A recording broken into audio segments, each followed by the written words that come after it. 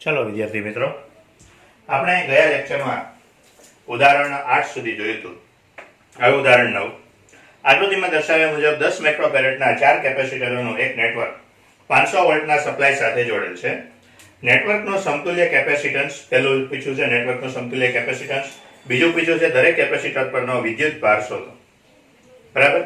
તો તમને ટોટલ 2 સવાલ પૂછેલા છે.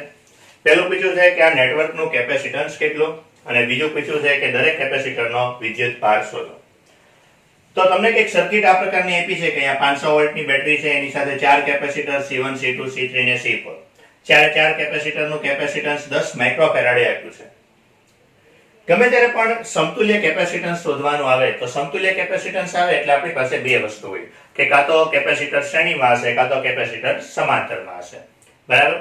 તો એના માટે કે કેપેસિટર શ્રેણીમાં છે કે સમાંતરમાં છે, તો એના માટે બહુ સિમ્પલ કામ કરવાનું. આપણે શ્રેણી અને સમાંતરની થિયરી ભણ્યા હતા ત્યારે તમને કીધું હતું કે જો બધાયમાંથી એક સરખો પ્રવાહ પસાર થતો હોય તો એ શ્રેણીમાં હોય, પ્રવાહ વહેંચાતો હોય તો એ સમાંતરમાં હોય. તો પહેલું કામ ગમે ત્યારે પણ આવી સર્કિટ હોય એટલે પહેલું કામ એ કરવાનું કે આમાંથી વિદ્યુત પ્રવાહ પસાર કરી દેવાનો.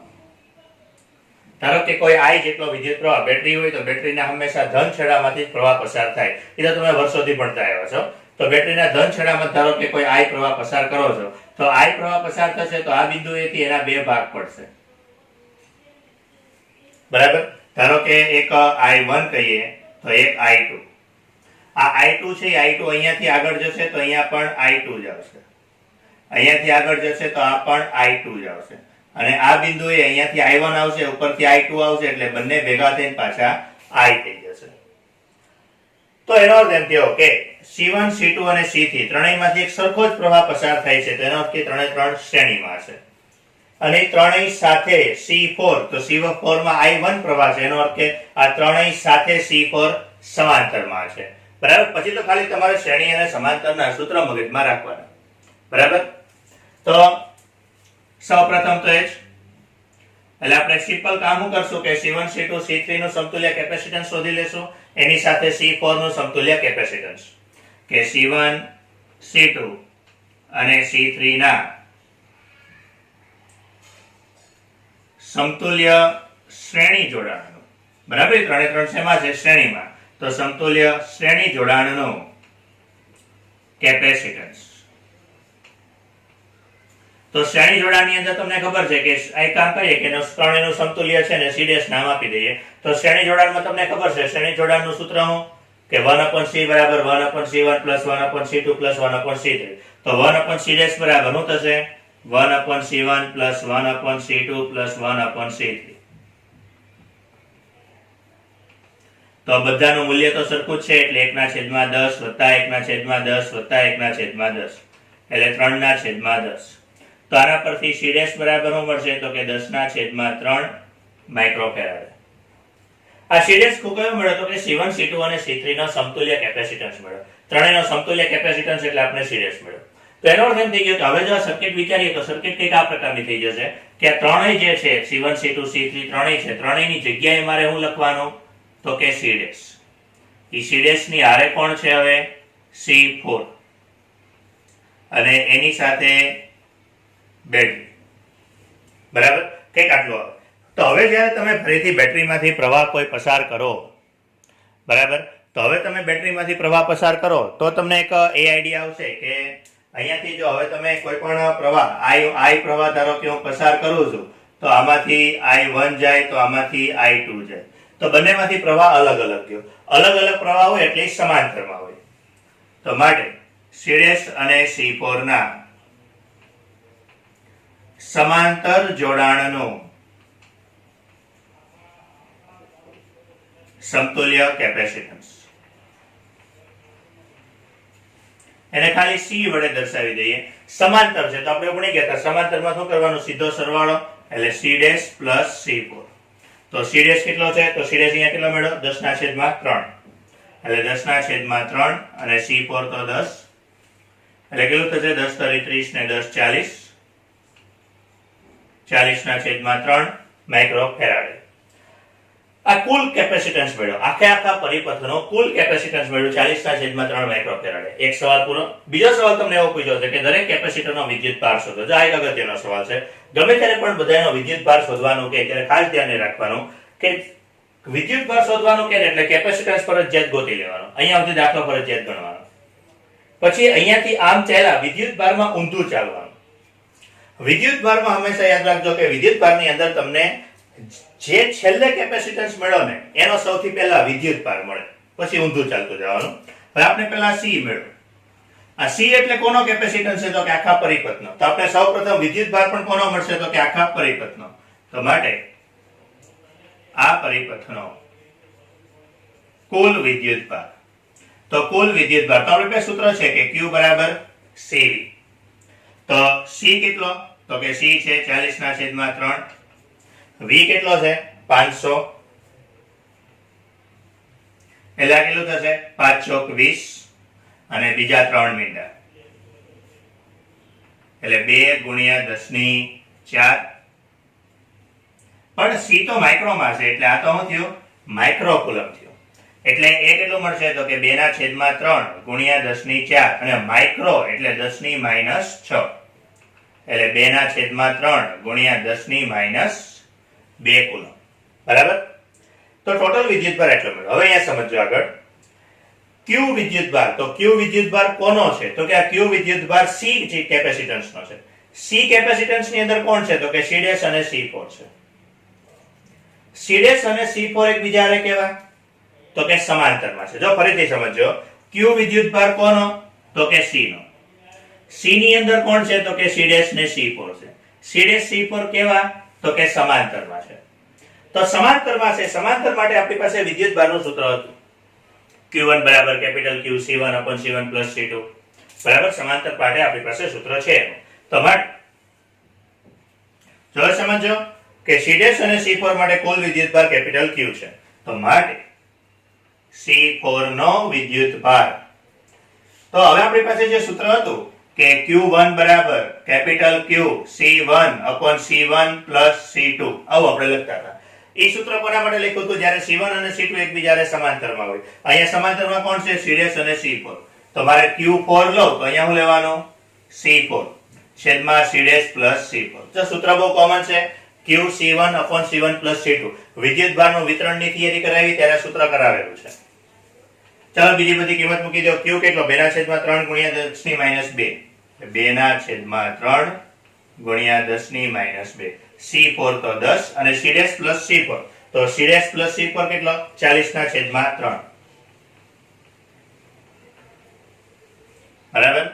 એટલે 3 કટ 0 0 કટ 2 2 4 1/2 એટલે 0.5 ગુણ્યા 10⁻2 એટલે 5 ગુણ્યા 10⁻3 કુલ. તો આ વિદ્યુત ભાર કોનો મળ્યો? C4 નો. જે રીતે તમે C4 નો વિદ્યુત ભાર ગોત્યો તો C4 ની હારે બીજો કોણ છે સમાંતરમાં? C' છે. તો આ રીતે તમે C' નો વિદ્યુત ભાર પણ ગોતી શકો કે C' નો વિદ્યુત ભાર. એને કામ કરીએ Q' નામ આપી દઈએ. તો Q' બરાબર હું લખશું Q C' upon C' + C4. તો ફરીથી Q કેટલો? 2/3 ગુણ્યા 10⁻2. C' તો C' કેટલો મળ્યો છે? 10/3. બરાબર? C' 10/3. પછી C' + C4. તો C' + C4 40/3. ચાલો તો હવે 3 કટ 0 0 કટ એટલે કેટલું વધ્યું? આ 2 2 4 એટલે 1/6 ગુણ્યા 10⁻2. 1/6 હવે 1/3 એટલે 0.33 જેવું થાય અને પાછું 0.33 ના ભાગ્યા 2 કરશું 0.1516 જેવું કંઈક થશે. બરાબર? એટલે 0.15 રાખો ને કે 0.15 ગુણ્યા 10⁻2 એટલે 1.5 ગુણ્યા 10⁻3 કુલમ. હવે ફરીથી ધ્યાન આપજો. Q' વિદ્યુત ભાર મેળવ્યો કે Q' બરાબર આપણને શું મળ્યું? તો કે q ડેશ બરાબર 1.5 ગુણ્યા 10⁻³ કુલમ મેળવો. બરાબર? તો q ડેશ વિદ્યુત ભાર કોનો છે? તો કે c ડેશ નો છે. c ડેશ ની અંદર તો અહીંયા જુઓ તમે, c ડેશ ની અંદર કોણ છે? તો કે c1 c2 c3 છે. c1 c2 c3 પાછા કેવા? શ્રેણીમાં છે. હવે આગળ હમણાં કીધું એમ, શ્રેણીમાં હોય તો બધાનો વિદ્યુત ભાર સરખો હોય. શ્રેણીમાં હોય એટલે શું હોય? બધાનો વિદ્યુત ભાર સમાન હોય. બરાબર? તો માટે આપણે શું લખી શકીએ કે તેથી c1 c2 અને c3 શ્રેણીમાં હોવાથી બધાનો વિદ્યુત ભાર એટલે q1 q2 q3 બધાનો વિદ્યુત ભાર કેટલો સરખો થશે? 1.5 ગુણ્યા 10⁻³. બરાબર? કે બધા શ્રેણીમાં છે, બધા શ્રેણીમાં હોય એટલે શું થાય? તો કે બધાનો વિદ્યુત ભાર સમાન જ થાય. બરાબર? તો કે આ પ્રકારનો એમ બહુ સિમ્પલ ને સરળ દાખલો હતો. ત્યારબાદ ઉદાહરણ 10. તો ઉદાહરણ 10 ની અંદર 900 પિકોફેરેડના એક કેપેસિટરને 100 વોલ્ટની બેટરી સાથે બેટરી વડે વિદ્યુત ભારિત કરાય છે. કેટલી વિદ્યુત સ્થિતિ ઉર્જા કેપેસિટર વડે સંગ્રહ પામશે?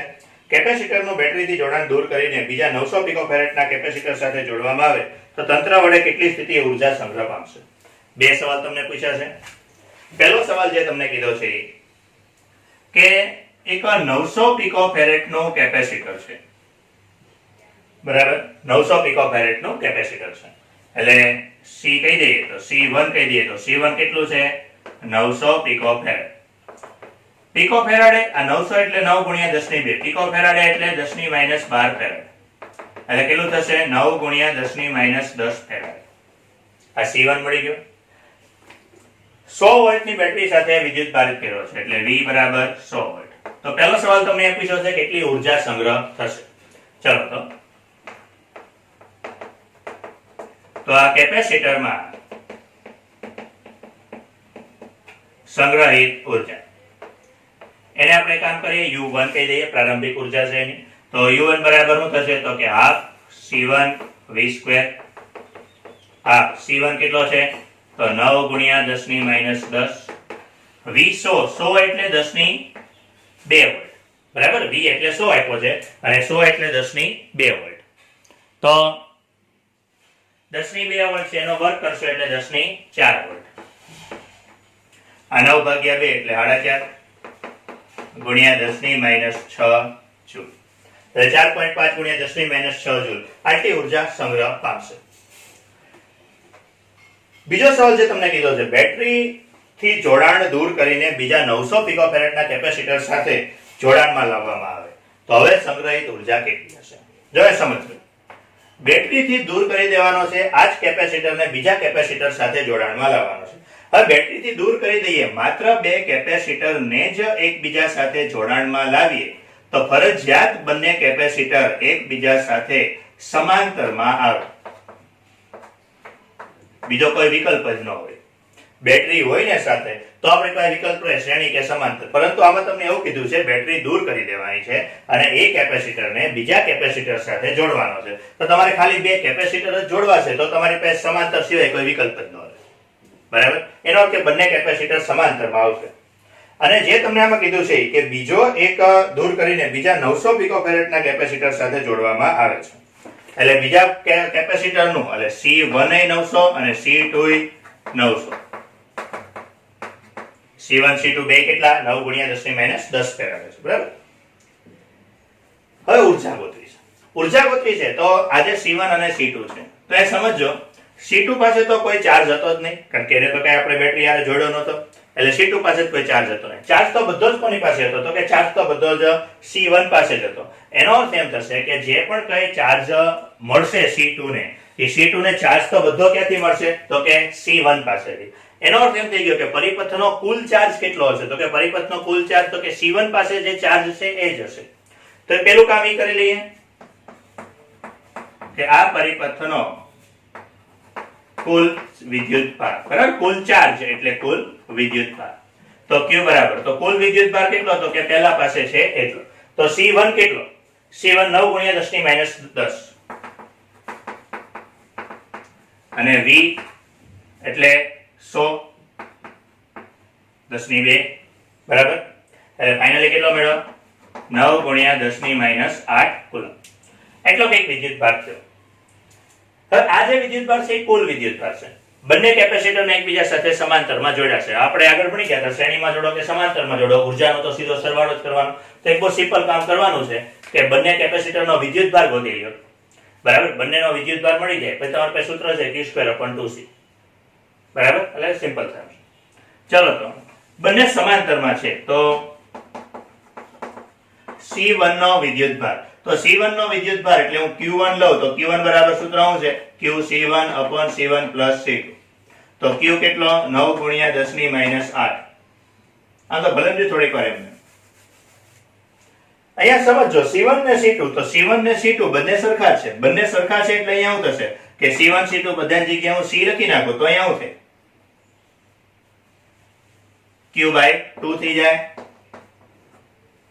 પછી તે જ રીતે C2 નો વિદ્યુતભાર તમે લ્યો તો C2 નો વિદ્યુતભાર કેટલો મળશે? સેમ જ મળશે કે Q2 બરાબર આપણે શું મળશે? QC1/C1 + C2 કરે. પરંતુ C1 C2 તો સરખા છે.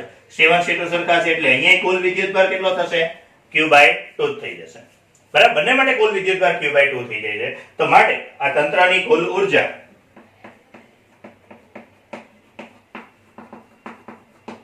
કે આ તંત્રની કુલ ઉર્જા, તો તંત્રની કુલ ઉર્જા U બરાબર U1 + U2.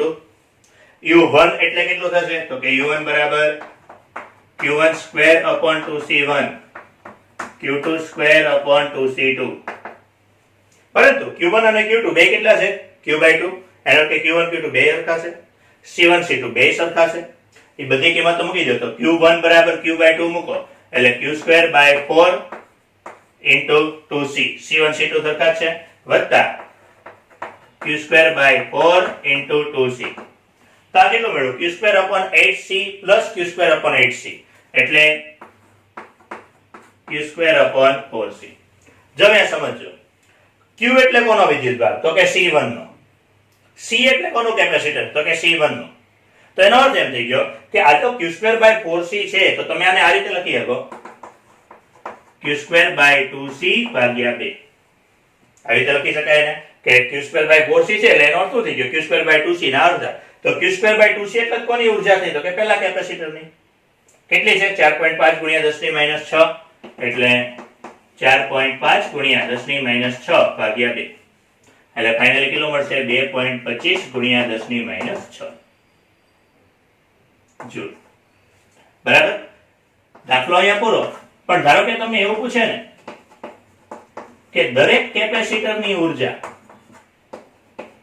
તો પાછી આની અડધી કરી દેવાની, આની પાછી અડધી કરી દેવાની એટલે 2.25 ભાગ્યા 2 કરી દેવાના.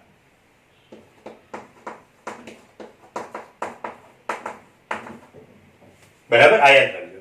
આ MCQ માટે પણ આ દાખલો કામ લાગશે. એટલે એનો અર્થ શું થઈ ગયો? આ જે તમને પહેલા કેપેસિટરની કુલ ઉર્જા મળે એની અડધી કરો એટલે આની તંત્રની કુલ ઉર્જા મળે. પાછી એની અડધી કરો એટલે એક કેપેસિટરની ઉર્જા મળે. આ પ્રકારનો બેઠો દાખલો કદાચ MCQ માં આવશે, આવી શકે છે ને દાખલો બેઠો. તો આવી પ્રકારનો બેઠો દાખલો જો MCQ માં આવે તો એ સમયે તમારે ધ્યાન રાખવું કે જે તમે U1 ગોતો છો એ U1 ને જો તમે અડધો કરી નાખશો ને તો આખા તંત્રની ઉર્જા મળશે અને એને પાછો અડધો કરી નાખશો તો તમને એક કેપેસિટરની ઉર્જા મળશે. બરાબર, ત્યારબાદ સ્વાધ્યાય શરૂ કરીએ. સ્વાધ્યાયમાં પણ બહુ જ નાના દાખલા જ છે. ચલો તો ત્યારબાદ સ્વાધ્યાય. તો સ્વાધ્યાયનો પહેલો દાખલો 5 ગુણ્યા 10 ની માઇનસ 8 કુલમ અને -3 ગુણ્યા 10 ની માઇનસ 8 કુલમના બે વિદ્યુતભારો એકબીજાથી 16 સેન્ટીમીટર અંતરે રહેલા છે. આ બે વિદ્યુતભારોને જોડતી રેખા પરના કયા બિંદુએ વિદ્યુત સ્થિતિમાન શૂન્ય છે? અનંત અંતરે વિદ્યુત સ્થિતિમાન શૂન્ય છે. આગળ એકવાર સ્વાધ્યાયમાં આવો દાખલો આપણે ગણેલો, ઉદાહરણનો એક દાખલો ગણેલો છે, બેઠો દાખલો છે. જે તમને કીધું છે કયા બિંદુએ વિદ્યુત સ્થિતિમાન શૂન્ય હોય ત્યારે મેં તમને કીધું હતું કે હંમેશા એવું બિંદુ હોય કે જે બિંદુએ બે બિંદુએ જ વિદ્યુત સ્થિતિમાન શૂન્ય મળશે, તો બે વિદ્યુતભારની વચ્ચે અને બીજું કે નાના વિદ્યુતભારની નજીક. બરાબર, આ વસ્તુ આપણે આગળ વાત કરેલી હતી.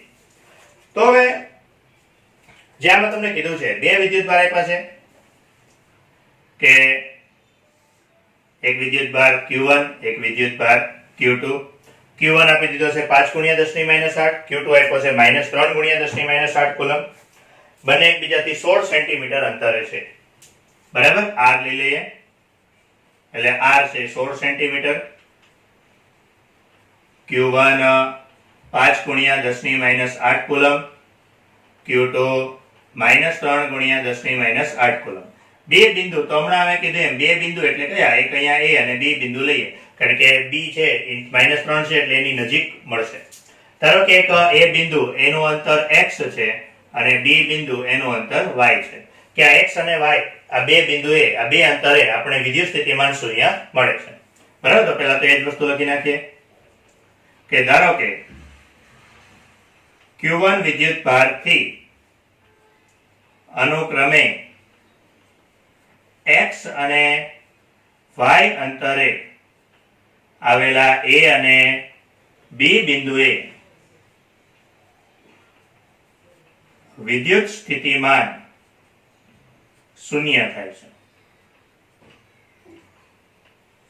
બરાબર, કે ધારો કે Q1 અને Q1 વિદ્યુત ભારથી x અને y અંતરે આવેલા બે બિંદુએ વિદ્યુત સ્થિતિમાન શૂન્ય થાય છે. પછી આપણે આગળ ગણવું તો એમ જ કરવાનું છે. ચાલો તો પેલા A બિંદુ માટે, તો A બિંદુ માટે શું કરશો, તો જે બિંદુએ વિદ્યુત સ્થિતિમાન શૂન્ય હોય ત્યાં V1 બરાબર -V2. આવું તો આપણે આગળ ભણી ગયા છીએ. બરાબર, કે જે બિંદુએ વિદ્યુત સ્થિતિમાન શૂન્ય હોય ત્યાં V1, તો V1 બરાબર -V2. ત્યારબાદ V1, તો V1 એટલે શું થશે, તો કે V1 બરાબર આપણી પાસે સૂત્ર છે K Q1/R. તો Q1 થી અંતર કેટલું છે x માઈનસ K Q2. તો Q2 થી A નું અંતર, Q2 થી A નું અંતર આટલું R છે, આ x છે, એટલે Q2 થી A નું અંતર કેટલું થશે, તો કે R માઈનસ x. બરાબર, એટલે અહીંયા કરવું પડશે R minus x. K cut. Q1 ની કિંમત મૂકી દો. Q1 કેટલો, 5 ગુણ્યા 10 ની -8. Q2 માઈનસ છે એટલે અહીંયા પ્લસ થઈ જાય, 3 ગુણ્યા 10 ની -8. 10 ની -8 કટ, ક્રોસ ગુણાકાર કરી નાખો એટલે 5R માઈનસ 5x બરાબર 3x. તો 5R બરાબર 5 ને પેલી બાજુ જવા દો એટલે 8x. તો માટે x બરાબર 5 ગુણ્યા 16 ભાગ્યા 8. બરાબર, એટલે 8 દુ 16 અને 5 દુ 10 સેન્ટીમીટર. એનો અર્થ કેટલા, 10 સેન્ટીમીટરે વિદ્યુત સ્થિતિમાન શૂન્ય મળશે. અને આવી રીતે સેમ ટુ સેમ B બિંદુ માટે લ્યો, કે B બિંદુ માટે, તો B બિંદુ માટે શું થશે, ફરીથી કામ તો એનું જ કે V1 બરાબર -V2. તો V1 K Q1/R1, sorry K Q1/R. R એટલે તો એનું અંતર કેટલું છે, તો કે Q1 થી અંતર કેટલું, y બરાબર માઈનસ Q2. તો હવે જો અહીંયા સમજો Q2 થી અંતર કેટલું છે, તો કે આટલું y છે, આટલું R છે, એટલે આ કેટલું થશે, y માઈનસ R. કે કટ. કિંમત મૂકી દો ફરીથી. Q1 તો 5 ગુણ્યા 10 ની -8 બરાબર 3 ગુણ્યા 10 ની -8. -8 કટ એટલે 5y માઈનસ 5R બરાબર 3y. બરાબર, તો 5R એટલે 3y ને આ બદલી લો એટલે 5 માં 3 જાય એટલે 2y બરાબર 5R. તો y બરાબર શું થશે, 5R છેદમાં 2. R એટલે 16 એટલે 8 પંચા 40. એટલે એનો અર્થ શું થયો કે Q1 થી અનુક્રમે 10 અને 40 સેન્ટીમીટરે, Q1 થી 10 અને 40 સેન્ટીમીટરે વિદ્યુત સ્થિતિમાન શૂન્ય મળશે. બરાબર, કેટલા અંતરે મળશે, એક 10 સેન્ટીમીટરે મળશે અને એક 40 સેન્ટીમીટરે મળશે. બીજો દાખલો, બીજા દાખલાની અંદર 10 સેન્ટીમીટરની બાજુવાળા નિયમિત ષટકોણના દરેક શિરોબિંદુએ 5 માઇક્રોકુલમ વિદ્યુતભાર છે. તો ષટકોણના કેન્દ્ર પર સ્થિતિમાન શોધો. નિયમિત ષટકોણ છે, નિયમિત ષટકોણ, તો એ નિયમિત ષટકોણના દરેક શિરોબિંદુ પર 5 માઇક્રોકુલમ છે, બરાબર. દરેક શિરોબિંદુ પર કેટલો છે? 5 માઇક્રોકુલમ.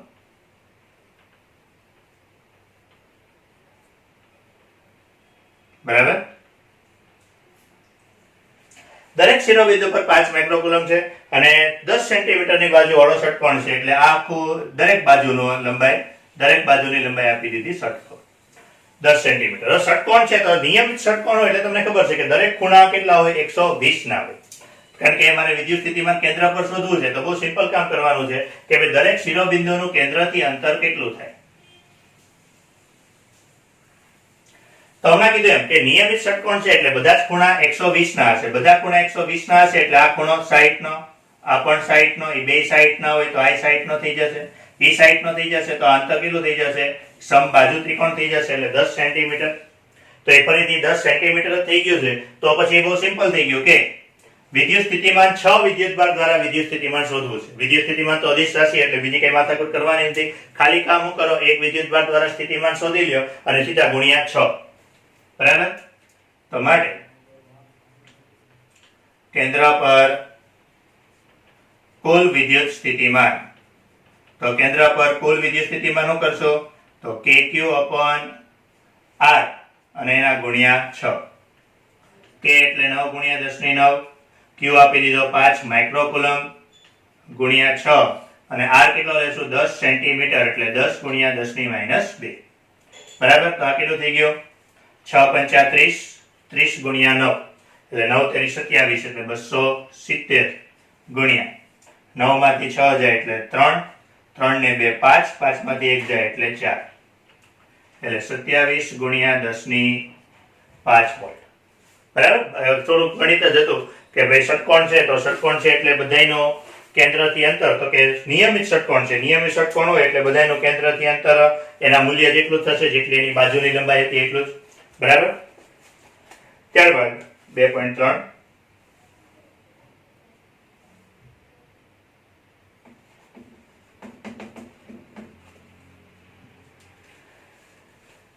તો 2.3 ની અંદર કે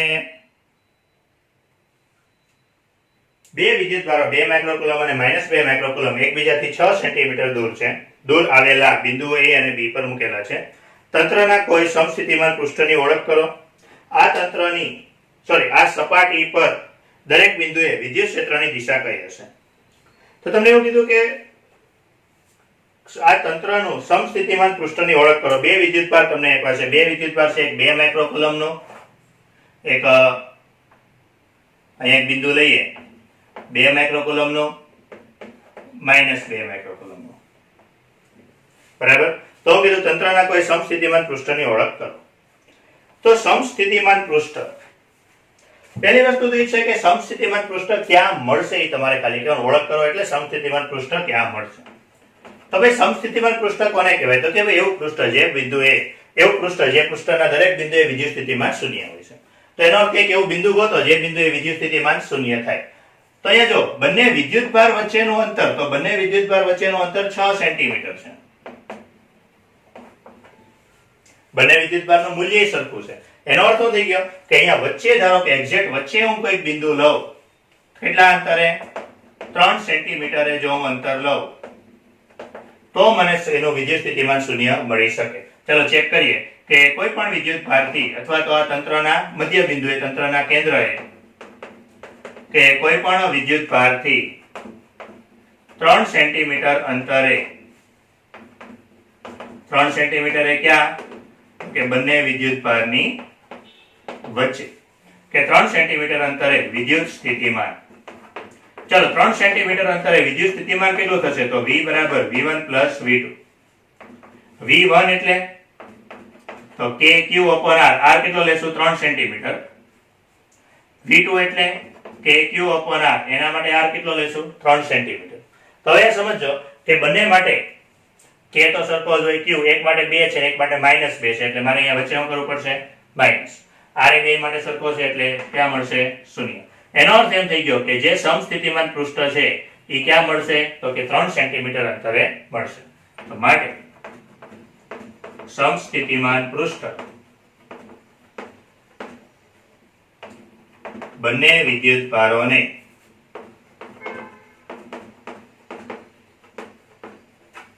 જોડતી રેખાના મધ્યમાં મળે. બરાબર. બીજો સવાલ તમને એવો પૂછ્યો છે કે આ સપાટી પર દરેક બિંદુએ વિદ્યુત ક્ષેત્રની દિશા કઈ હશે? તો એ તો આપણે ઓલરેડી સમસ્થિતિમાન પૃષ્ઠની થિયરીમાં જ ભણી ગયા હતા કે સમસ્થિતિમાન પૃષ્ઠના દરેક બિંદુએ વિદ્યુત ક્ષેત્ર હોય છે તે સપાટીને લંબ હોય છે. તો માટે આ સપાટીના દરેક બિંદુએ વિદ્યુત ક્ષેત્ર સપાટીને લંબ હોય છે. બરાબર. બસ બધા આવા સિમ્પલ દાખલા છે, એમાં એવું કઈ રોકેટ સાયન્સ ઉપયોગ કરવાનું છે નહીં. સ્વાધ્યાય 2.4 12 સેન્ટીમીટર ત્રિજ્યાના એક ગોળાકાર સુવાહકની સપાટી પર 1.6 × 10⁻⁷ કુલમ વિદ્યુતભાર નિયમિત રીતે વિતરિત થયેલો છે. તો ગોળાની અંદર, ગોળાની તરત બહાર એટલે સપાટી ઉપર, અને ગોળાના કેન્દ્રથી 18 સેન્ટીમીટર આવેલા બિંદુએ વિદ્યુત ક્ષેત્ર કેટલું? ગોળ સુવાહક ગોળો છે. બરાબર. જો વિદ્યુત ક્ષેત્ર શોધવાનું છે, વિદ્યુત સ્થિતિમાન નથી, વિદ્યુત ક્ષેત્ર શોધવાનું છે. ચાલો, તો સુવાહક ગોળો છે. તો પહેલી વસ્તુ તો એ જ કે સુવાહક હોય તો આપણે એવું ભણી ગયા હતા, કોઈ પણ પ્રકારનો સુવાહક હોય તો દરેક પ્રકારના સુવાહકની અંદર તો વિદ્યુત ક્ષેત્ર શૂન્ય જ હશે. તો માટે સુવાહક ગોળા માટે ગોળાની અંદર વિદ્યુત ક્ષેત્ર, તો એ ગોળાની અંદર વિદ્યુત ક્ષેત્ર કેવું હોય? શૂન્ય હોય. બીજું, ગોળાની તરત બહાર એટલે? તો ગોળાની તરત બહાર એટલે ગોળાની સપાટી પર, કે ગોળાની સપાટી પર વિદ્યુત ક્ષેત્ર. તો વિદ્યુત ક્ષેત્રનું સૂત્ર kq/r². કિંમત મૂકી દઈએ 9 × 10⁹. વિદ્યુત ભાર 1.6 × 10⁻⁷. અને ગોળાની ત્રિજ્યા 12 સેન્ટીમીટર, એટલે 12 નો વર્ગ એટલે 144 સેન્ટીમીટર. એને મીટરમાં ફેરવશો એટલે 10⁻², એનો વર્ગ કરશો એટલે 10⁻⁴. બરાબર. 16 નવા 144, તો 1.6 એટલે આ 10 થઈ જાય. બરાબર. ચાલો, તો કેટલું વધ્યું? 9 માંથી 7 જાય એટલે 2, 2 ને 4 6, 6 માંથી 1 જાય એટલે 10⁻. બરાબર. બીજું પૂછ્યું છે ગોળાના કેન્દ્રથી 18 સેન્ટીમીટર, કે ગોળાના કેન્દ્રથી, તો ગોળાના કેન્દ્રથી 18 સેન્ટીમીટરે વિદ્યુત ક્ષેત્ર. હવે 18 સેન્ટીમીટર છે, તો 18 સેન્ટીમીટર એટલે ક્યાં થઈ ગયું? ગોળાની બહાર.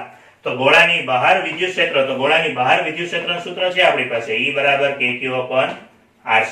ફરીથી કિંમત મૂકી દો, k 9 × 10⁹, q 1.6 × 10⁻⁷, r કેટલું? 18. હવે 18 નો વર્ગ મને નથી ખબર, એટલે 18 × 18, અને સેન્ટીમીટર છે એટલે 10⁻⁴. તો આ કેટલું થઈ જશે? આ 9 દુ 18. બરાબર. અહીંયા 0.8. બરાબર. એટલે 0.8, તો કેટલું વધ્યું? 0.8/18 ગુણ્યા આ 9 માંથી 7 જાય એટલે 2, 2 અને -4 ઉપર જશે એટલે 6, અને 0.8 છે, 0.8 ના આ એક પોઈન્ટ સામે જવા દો એટલે 10⁵ થઈ જશે. તો 18 છે એટલે 9 દુ 8 છે એટલે 4 દુ 8, 9 દુ 18, 2 દુ બસ એટલું થાય ને, એટલે 4/9. બરાબર. એટલે એનું કેટલું મળશે? તો કે 4/9 ગુણ્યા 10⁵ વોલ્ટ પર મીટર. બરાબર. ત્યારબાદ 2.5, બસ બધા મેં કીધું ને એમાં આવા નાના નાના દાખલા જ છે. તો 2.5 ની અંદર પ્લેટો વચ્ચે હવા હોય તેવા સમાંતર પ્લેટ કેપેસિટરનું કેપેસિટન્સ 8 પીકોફેરેડ છે. જો પ્લેટો વચ્ચેનું અંતર અડધું કરવામાં આવે, તેમની વચ્ચેના અવકાશને ડાઇલેક્ટ્રિક 6 ધરાવતા દ્રવ્ય વડે ભરી દેવામાં આવે તો કેપેસિટન્સ કેટલું થશે? જો સમજો, અંતર અડધું કરી દેવું છે પછી ડાઇલેક્ટ્રિક ભરી દેવું છે. બરાબર.